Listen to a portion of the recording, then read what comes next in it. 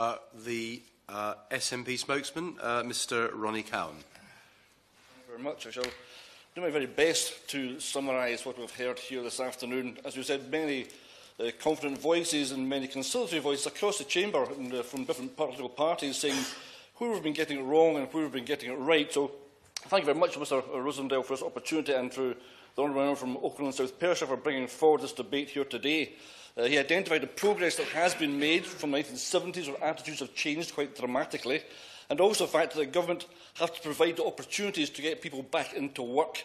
He highlighted the figure of 80% of adults with a disability in work and 49% of those with a disability able to work or in work.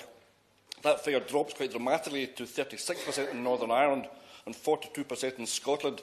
He also talked about encouraging employers to sign up to the Disability Confidence Scheme, and I think we'd all echo that sentiment. The Honourable Member for East Kilbride, Strathdon and Lesmahago reiterated the need to have debates such as these, but in the main chamber. Like her, I have hosted disability confidence events in my constituency of Inverclyde, and I would urge all members to follow suit. She highlighted the fact that to close the employment gap as it currently stands, at the current rate, it would take 50 years. This is simply not acceptable. She has also raised the importance of apprenticeships and helping people with disabilities start their own businesses, and the facility for disabled internships we have here at Westminster. The Honourable Member for Hornchurch and Upminster zeroed in on the practicalities of employing people with disabilities, including that of autism. The lack of personalisation of the process only compounds the difficulties and knocks the confidence of the applicant.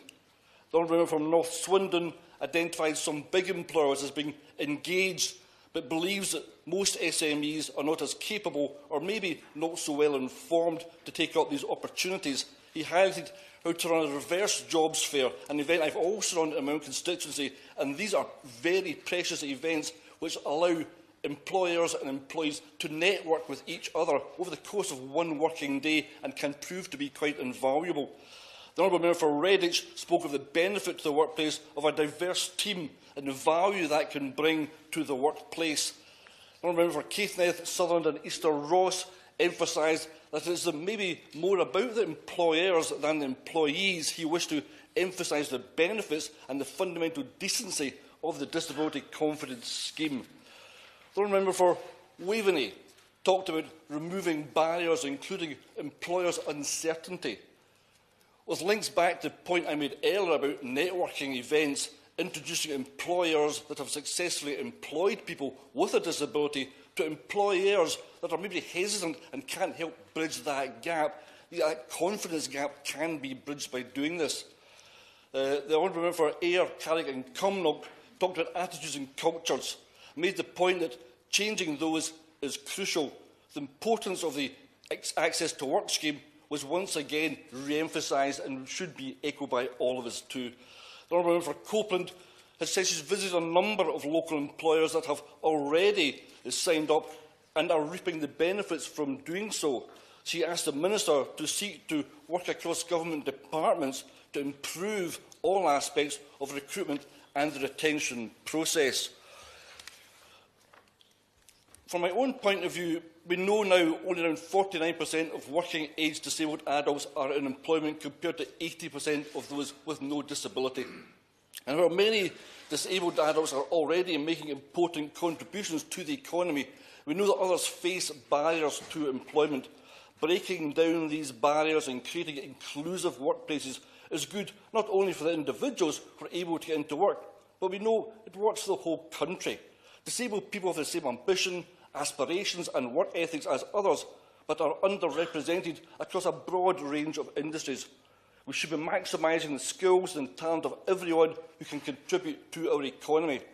Employers should be aware that there is support for them in removing the barriers that prevent disabled people from utilising their talents. I would strongly encourage all employers to seek out that support. Hiring disabled people is not just a moral issue, it makes good business sense. Research highlighted by a previous Minister of State for Disabled People shows that 92% of consumers think more favourably of businesses that hire people with disabilities. 87% would prefer to give their custom to companies that recruit disabled people. In the past, we've seen how many misconceptions have prevented disabled people from taking up employment opportunities. We need to challenge those misconceptions. I know that the Scottish Government have a number of programmes in place to help disabled people as they seek employment, including the Targeted Employment Recruitment Incentive, which is helping young people who are disabled or have additional support needs. In conclusion, the Disability Confident campaign will complement this work, but we should be clear that while much has already been done, there is much more still to be done. Thank you. I call the spokesman of Her Majesty.